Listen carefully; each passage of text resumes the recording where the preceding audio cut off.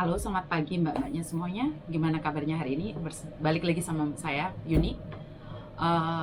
Oke, Lebaran Cina udah berlalu dan lesi udah dibuka semua. Dan gimana kabarnya yang ada di Indonesia? Coronanya masih merajalela dan semakin menjadi-jadi ya. Kayaknya beberapa hari ini, kemarin ada 350 lebih di Hong Kong terkena infeksi Corona Omicron. Tapi di hari pertama saya kerja hari ini, saya cuma ingin bilang bahwa yang masih ada di Indonesia tetap punya kesabaran penuh. Karena saya hari ini baru masuk kerja hari pertama ya, banyak majikan udah mulai mencari cece yang ada di Indonesia. Jadi apa yang ingin saya katakan adalah seperti di sini, dicari cece yang Taiwan, yang jaga bayi 5 orang dewasa, dan juga ada satu majikan yang ada di mid level sana, 4 orang dewasa aja bersih-bersih rumah, juga membutuhkan Taiwan atau Singapura. Jadi sekali lagi menurut saya adalah untuk peluang mbak-mbaknya yang ada di Indonesia, yang masih ada di Indonesia, khususnya yang masih belum masuk PT ya, yang masih punya rencana masuk PT, sebaiknya secepatnya masuk PT kita yang ada kerjasama dengan kita. Kita membutuhkan mbak-mbaknya, khususnya yang ya. Tapi sekali lagi buat mbak-mbaknya yang jangan terlalu pilih-pilih majikan.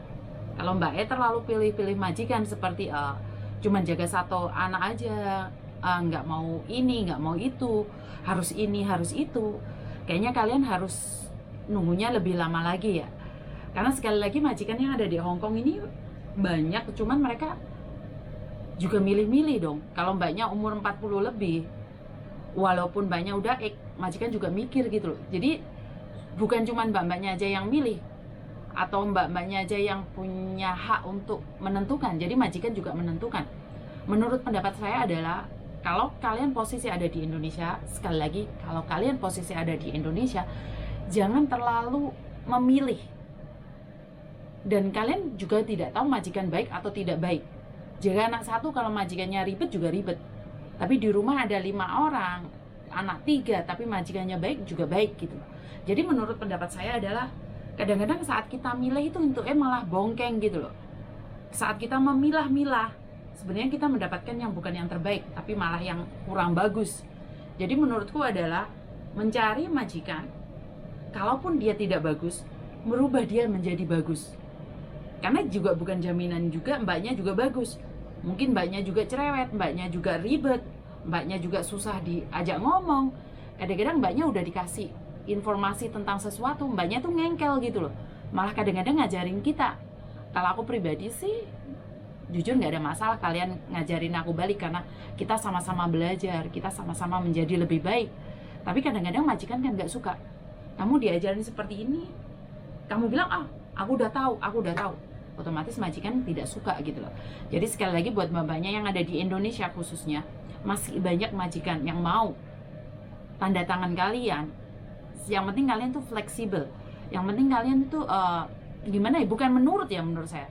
Fleksibel adalah gimana ya? Bisa menyesuaikan dengan keadaan majikan. Kadang-kadang nggak punya kamar, kamu harus tidur sama bayinya karena majikan rumahnya cuma 300 square feet.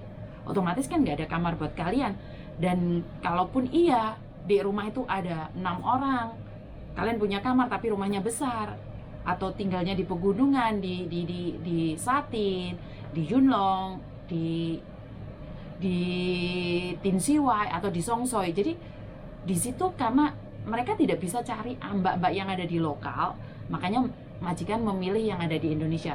Dengan konsekuensinya adalah mereka harus membayar hotel yang lebih mahal. Pastinya lebih mahal ya, karena hotel seperharinya sekitar 550 selama 21 hari. Dan juga pes tiketnya.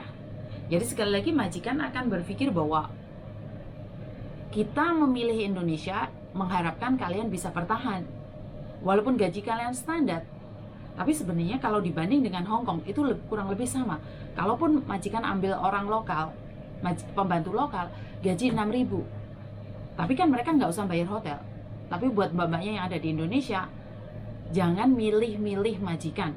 Kalau kalian masih milih-milih majikan, saya rasa kesabaran kalian harus lebih double lagi ya. Dan jangan nanyain kapan dapat majikannya kalau kalian sendiri milih-milih. Dan sekali lagi, mumpung sekarang masih ada di Indonesia, lebih banyak baca, belajar, dan percaya diri. Kesabaran kalian tiada batasnya, pasti membuahkan hasil. Buat yang udah nunggu 1 tahun, di situ ujian buat kalian, karena coronanya masih belum pergi. Sekali lagi, terima kasih buat mbak-mbaknya yang udah dengerin, mbak-mbaknya yang selalu ada di sini bersama saya. Terima kasih. Pesan saya sekali lagi, kesabaran kalian tiada batasnya dan pasti membuahkan hasil. Itu saja dari saya. Terima kasih dan selamat pagi.